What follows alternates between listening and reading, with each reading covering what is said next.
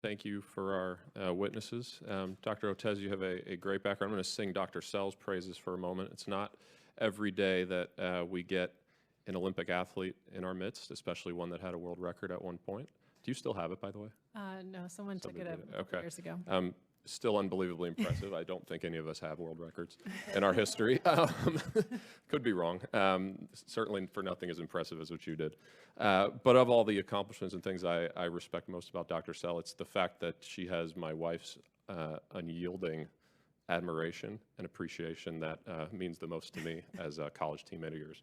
I want to start by asking about the role that diagnostics play in forecasting accuracy. I just left a briefing where it's very obvious that we did not and still probably do not have the number of diagnostics available with respect to coronavirus today.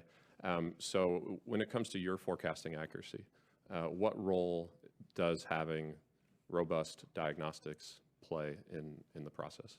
Well, that's a great question. Diagnostics, and thank you very much for the introduction. Diagnostics have an incredible role to play because the way that you look for information out there about the disease determines what you'll find, right? So if you're only looking for people who have a travel history, you're never going to say, oh, we have community transmission, because every case you find will have a travel history. And so I think that being able to use rapid diagnostics like the flu test or these other things, is really important so that we can know those more mild cases and we know the range of disease and where it is.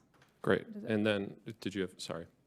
No, from a modeling perspective, having an accurate understanding of what's happening in the community is incredibly important, right? Because we're essentially seeing some of the more severe cases. It might lead to overestimates of case fatality. We don't actually know what's happening at the community level because we don't have the testing. So we're going to essentially be biased in our understanding of the disease and not actually have a direct understanding of things like household transmission, what we're seeing in terms of the level of spread that's happening. So this is why having enough diagnostic capacity to do it at a population scale is so critical, and why we see incredible advances in Korea and other places. Yeah, and I think that, you know, one of the things that is troubling for a lot of folks, certainly for me, is you see different case fatality rates depending on the country, right? And my estimation of that is it's because we don't know the N and everybody's using a different, you know, South Korea, they're testing all the time. It seems like almost like drive-through test kits.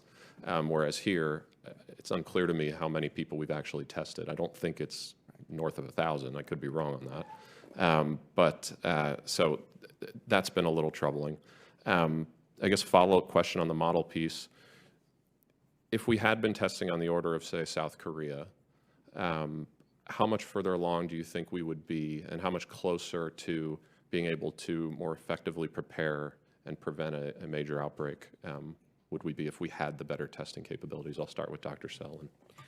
I'll be quick so the others can answer, but I think if we had better testing capabilities, I think we would have had the motivation to get moving a little bit quicker. Yep. And especially in places where we might see disease so that we could keep it out of those nursing homes and hospitals. So I think that would have been helpful. Great. Dr. Brownstein. Yeah, exactly the same thing. The more detailed information we have on the ground, the better off we are to respond. Models are only as good as the data that we feed them, of course. And so if we have richer information about what's happening, we had that testing, we can understand what is happening at the community level and think about things like social isolation and other mitigation efforts that could slow the spread of the coronavirus. Thank you. And then with my final minute, Dr. Sell, I want to go back to the question that Mr. Caston was asking with respect to false information. Obviously, since 2014 in Ebola, the platforms that we use, the way we communicate has changed quite a bit. Have you noticed a difference, a stark difference of any kind between how misinformation was spread in 2014 versus how it's spread today? What sort of lessons can we learn from that? This is an opinion without an analysis behind it, but I think that the spread of misinformation has been much more rapid. We know that in some cases it's been coordinated, and I think that it spreads across multiple platforms very quickly. We have these echo chambers, and we had echo chambers in 2014, but where this information just bounces within people who have the same belief systems, and so it's very hard to change that. Okay, thank you, and I yield back. The gentleman from Illinois, Mr. Foster, is recognized for 5 minutes.